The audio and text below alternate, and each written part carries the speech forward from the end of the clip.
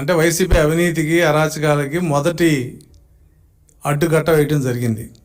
ఏంటంటే ముందుగా నిన్న 5వ తారీఖున ఈ రాష్ట్రం నుంచి కొంతమంది దొంగలు పారిపోతారు అని తెలిసిన తర్వాత డిప్యుటేషన్ మీద వచ్చిన కొంతమంది సెంట్రల్ సర్వీస్ అధికారులు పారిపోవడానికి లెటర్ పెట్టుకున్నారు. రిజల్ట్ చూసిన తర్వాత వాళ్ళు ఎవరిని రిలీవ్ చేయొద్దని చెప్పి ఒక సర్క్యులర్ ఇవ్వడం జరిగింది గవర్నర్ గారు చెప్పి. అలాగే ఈ ఆఫీస్ ఫైల్స్ మార్చకుండా పోలీస్ సెక్యూరిటీ పెట్టారు. అలాగే ఈ ఏపీ ఫైబర్ టెక్ దగ్గర పోలీస్ సెక్యూరిటీ, ఎక్కడైతే ప్రభుత్వానికి సంబంధించిన కొన్ని కీలక సమాచారం ఉంటుందో అక్కడ అంతా కూడా పోలీస్ సెక్యూరిటీ పెట్టమని చెప్పి గవర్నర్ గారు చెప్పారు. ఇవాళతో ఎలక్షన్ కూడా అయిపోతుంది. ఈ రాష్ట్రంలో దాదాపు ఒక 300 మంది నర్సింగ్కి స్టాఫ్ నర్సులకి పోస్టింగ్ ఇచ్చే ఉద్దేశం. రెండోది, గత ప్రభుత్వం ఫిబ్రవరి 2024న 1800 మంది టీచర్లకి ట్రాన్స్ఫర్ ఆర్డర్ ఇచ్చింది. ఇచ్చినప్పుడు ఏం చేశారంటే మీరందరూ మేలో రిలీవ్ అవ్వాలని చెప్పి ఆ రోజు ఆర్డర్ ఇవ్వడం జరిగింది. ట్రాన్స్ఫర్ అయితే ఫిబ్రవరిలో చేశారు, మేలో రిలీవ్ అవ్వమని చెప్పి ఆర్డర్ ఇచ్చారు. మేలో ఎలక్షన్ కోడ్ అవటం వల్ల ఎలక్షన్ కోడ్ అయిన తర్వాత మీరందరూ రిలీవ్ కండి అని చెప్పి విద్యాశాఖ కార్యదర్శి ఆర్డర్ ఇవ్వడం జరిగింది. అంటే రేపు నుంచి వీళ్ళందరూ రిలీవ్ అవ్వాలి. ఈ ట్రాన్స్ఫర్లు ఏంటి? వైసీపీ సపోర్ట్ చేసిన టీచర్లందరూ 2 నుంచి 3, 4, 5 లక్షలు డబ్బులు ఇచ్చి కౌన్సిలింగ్ లేకుండా వాళ్ళకి కావాల్సిన ప్లేసుల్లోకి డైరెక్ట్గా ప్రభుత్వం దగ్గర ట్రాన్స్ఫర్ ఆర్డర్ తెచ్చుకున్న ట్రాన్స్ఫర్ ఈ 1800. టీచర్ సంఘాలు ఏపీటీఎఫ్ కానీ యూటీఎఫ్ కానీ వీళ్ళందరూ మొత్తుకున్నారు. ఇది తప్పు, ఇది ప్రభుత్వం ట్రాన్స్ఫర్ చేయడం తప్పు, పైగా ఇంతమందిని 1800 మందిని చేయటం తప్పు, కౌన్సిలింగ్ జరగాలి అని చెప్పి వాళ్ళు మొత్తుకున్నా కూడా ప్రభుత్వం ఇలా ఎలక్షన్ కోడ్ ఉంది మీరు తర్వాత చూస్తామని అన్నారు. నిన్న విద్యాశాఖ కార్యదర్శి ఫోన్ చేసి వాళ్ళ కమిషనర్ గారికి 6వ తారీఖుతో కౌన్సిలింగ్ అయిపోతుంది, మీరు 7వ తారీఖు నుంచి వీళ్ళందరినీ రిలీవ్ చేశారని చెప్పి ఉత్తర్వులు ఇవ్వడం జరిగింది. మరి వీళ్ళందరూ సంఘాలు చెప్పినా వెళ్ళలేదు కాబట్టి మనమేమో ఇంకా పూర్తిగా ప్రమాణ స్వీకారం జరగలేదు, మన హడావిడిలో మనకున్నాం. మన దగ్గరికి వచ్చారు టీచర్స్ సంఘాలు, టీచర్లు. అలాగే ఆ నర్సింగ్ దాంట్లో కూడా కొంత అవినీతి ఉందని చెప్పి వాళ్ళు కూడా చెప్పడం జరిగింది. ఈ 2 అంశాల మీద మరి వీటిని ఆపేయాలి, టీచర్స్ యొక్క ట్రాన్స్ఫర్లో ఎఫెక్ట్ కాకూడదు. నర్సింగ్ కౌన్సిలింగ్ ఇవాళ ఎలక్షన్ కోడ్ ఇవాళతో ముగిసిపోతుంది, కానీ ఈరోజే కౌన్సిలింగ్ పెట్టారు, కొంపలేదో మునిగిపోయినట్టు. కాబట్టి ఈ 2 ఆపేయాలని చెప్పి మేము మరి మన ముఖ్యమంత్రి గారికి, కాబోయే ముఖ్యమంత్రి గారికి చెప్పడం, ఆయన అధికారులతో మాట్లాడతాం, ఈ 2 కూడా ఆపేసినట్టు ఉత్తర్వులు కూడా రావడం జరిగింది. అంటే వైకాపా అవినీతి అరాచకాలకి మొదటి అడ్డుకట్ట పడింది.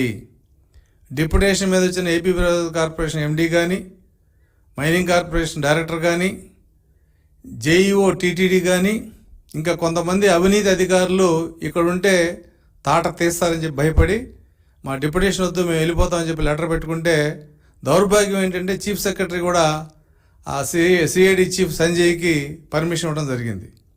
వీటన్నింటిని గమనించిన గవర్నర్కి నివేదిక ఇస్తే, లేదు ఈ రాష్ట్రంలో ఎవడో వెళ్ళటానికి లేదు, ఎక్కడో అక్కడ ఉండాల్సిందే కొత్త ప్రభుత్వం వచ్చేదాకా అని చెప్పి నిన్న చీఫ్ సెక్రటరీతో ఉత్తర్వులు ఇప్పించడం జరిగింది. అయితే మరి ఆయనకు ఇబ్బంది ఏంటో తెలియదు, కానీ ఈ రోజు నుంచి ఆయన కూడా సెలవు మీద వెళ్ళిపోయాడు. అంటే గత ప్రభుత్వంలో చేసిన అరాచకాలు, అవినీతి, లేదంటే వైలేషన్, రూల్స్ వైలేషన్, ఈ 3 చూస్తేనే ఇంత పెద్ద పెద్ద చేపలన్నీ బయటపడ్డాయి. అసలు మేము ప్రభుత్వంలోకి వచ్చి వీళ్ళ అవినీతి అంతా బయటికి తీస్తే ఫస్ట్ ఈ 5 సంవత్సరాలు వీళ్ళ అవినీతి మీద ఎంక్వైరీ చేయడం సరిపోద్దంత అవినీతి చేసింది గత ప్రభుత్వం. అయితే ఇక్కడ ఒక విషయం చెప్పదలుచుకున్నాం, పనిష్మెంట్ ఫర్ హెరాస్మెంట్ ఖచ్చితంగా ఉంటుంది. మేమేమి టీడీపీ వైసీపీలాగా హెరాస్ చేయం ఎవరిని, కానీ హెరాస్ చేసిన వాళ్ళకి పనిష్మెంట్ ఇవ్వకపోతే అది టీడీపీ ప్రభుత్వం చేతకంతనంగా ఉంటుంది. కాబట్టి డిప్యుటేషన్ మీద వచ్చిన అధికారుల కథ, ఈ ట్రాన్స్ఫర్ డబ్బులు తీసుకున్న ట్రాన్స్ఫర్లు ఇందులో, ఎందుకంటే అందరూ వైసీపీ టీచర్లే. వైసీపీ ప్రభుత్వం ఎవరికి పని అవుద్ది? తెలుగుదేశం టీచర్కి పని అవ్వదు. వైసీపీ టీచర్గా పని అవుద్ది. పైగా డబ్బు అవినీతి 2 లక్షల నుంచి 3 లక్షలు ఒక్కొక్క టీచర్ దగ్గర వసూలు చేశారు ఆ మినిస్టర్ పేషీలో. అలాగే నర్సుల కౌన్సిలింగ్ అంటే వాళ్ళకి ట్రైనింగ్ ఇచ్చింది, ప్రభుత్వమే ట్రైనింగ్ ఇచ్చింది, అది రూల్స్లో ఉంది. అయితే వాళ్ళకు ట్రైనింగ్ ఇచ్చేటప్పుడు క్వాలిఫికేషన్ ఏంటి, ఎలిజిబిలిటీ ఏంటి అనేది చెక్ చేయాల్సిన అవసరం ఉంది. మేము మెరిట్ లిస్ట్ ప్రకారం ఇచ్చామన్నారు. ఎందుకంటే ఈ రాష్ట్రంలో 5 మెడికల్ కాలేజీకి ఒక్కొక్క కాలేజీకి 200 చొప్పున స్టాఫ్ నర్స్ పోస్టులు శాంక్షన్ అయినాయి. ఇది సెప్టెంబర్ 2023లో జరిగింది. ట్రిప్కి ఒక 50 మందిని కాలేజీకి సెలెక్ట్ చేస్తూ వచ్చారు. ఇప్పుడు ఆఖరిగా దాదాపు ఒక 500 చిల్లర దాకా స్టాఫ్ నర్సులను అపాయింట్ చేయడానికి, అంటే అపాయింట్మెంటు సెలక్షన్ అయిపోయింది, వాళ్ళని ఎక్కడ వేయాలి ఏంటి అనే దాని మీద కౌన్సిలింగ్ ఈరోజు పెట్టారు మెడికల్ సెక్రటరీ. అంటే ఎలక్షన్ కోడ్ ఉంది, ఇవాళదా అయిపోతుంది ఎలక్షన్ కోడ్ ఉండగా కౌన్సిలింగ్ పెడతంలో అర్థం ఏంటో మాకు రేపు కౌన్సిలింగ్ పెడితే కొంపలే మునిగిపోవు. వాళ్ళకేమో ఎక్స్పైరీ డేటు ఏం లేదు. ఎప్పుడు కౌన్సిలింగ్ పెడితే అప్పుడు పోస్టింగ్ ఆర్డర్స్ ఇస్తే జాయిన్ అవుతారు. ఇప్పుడు కొత్తగా రిక్రూట్ అయినోడికి అపాయింట్మెంట్ ఎప్పుడు ఇవ్వచ్చు, ఎప్పుడైనా ఇవ్వచ్చు. ఏపీపీఎస్సీ పరీక్ష పాస్ అయిన తర్వాత ఇచ్చిన తర్వాత ఒక 15 రోజులు జాయిన్ అవ్వాలి. అందుకని అపాయింట్మెంట్ ఇవ్వడానికి టైం ఏం లేదు. అలాగే ఈ స్టాఫ్ నర్సులకు కూడా ఇవాళ కౌన్సిలింగ్ పెట్టాల్సిన అవసరం ఎందుకు వచ్చింది, దాని మీద కూడా కొంత కంప్లైంట్స్ ఉన్నాయి.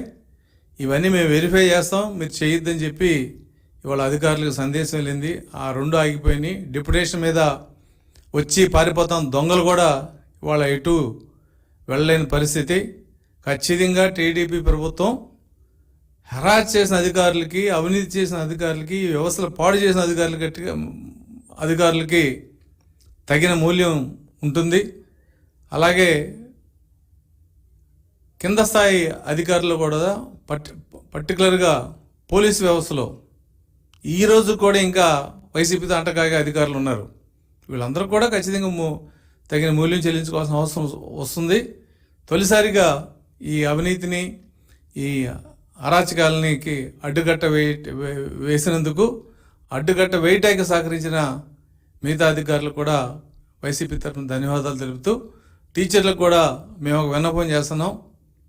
మీరు గతంలో తెలుగుదేశం ప్రభుత్వంలో ఇలాగే ఒక 25-30 ట్రాన్స్ఫర్లు చేస్తే పెద్ద గగ్గోలు చేశారు. నేను అప్పుడు జేఏసీ చైర్మన్.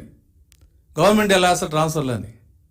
మరి వాళ్ళ 1800 ట్రాన్స్ఫర్ జరిగితే మరి సంఘాలు ఏదో కాగితాలు ఇచ్చారంటున్నారు తప్ప ఎక్కడ దీన్ని ఉద్యమ రూపంలో తీసుకురాలా. ఇవాళ మరి తెలుగుదేశం ప్రభుత్వం వచ్చింది కాబట్టి వాళ్ళు చెప్పుకోగలిగారు. లేదంటే 1800 ట్రాన్స్ఫర్లలో జరిగిన అవినీతిని సమర్థించినట్లు అవుద్ది. ఏదైనప్పటికీ కూడా తెలుగుదేశం ప్రభుత్వంలో ఇటువంటి అవినీతి, అరాచకాలని జరగనేమో. అందుకు మా వంతుగా మేము గతంలో ఉద్యోగ సంఘం నుంచి వచ్చిన ఎమ్మెల్సీలుగా అయినా సరే, తెలుగుదేశంలో అపోజిషన్గా మేము పడ్డ కష్టాలు ఇవన్నీ గుర్తుపెట్టుకున్న విషయంలో కానీ, ఈ రాష్ట్రంలో ప్రజలు, ఉద్యోగస్తులు అందరూ కూడా ప్రశాంతంగా ఉండేందుకు, అవినీతికి దూరంగా ఉండేందుకే టీడీపీ ప్రయత్నిస్తుందని చెప్పి, అందుకు ఆ దిశగానే పరిపాలన ఉంటుందని చెప్పి నేను తెలియజేస్తూ, ఇప్పటికైనా సరే అధికారులు, పర్టికులర్గా పోలీసులు శాఖల అధికారులు మారాలని కోరుకుంటున్నా. మారకపోతే మీ నుదుట రాసిన కర్మకి మీరే బాధ్యులు.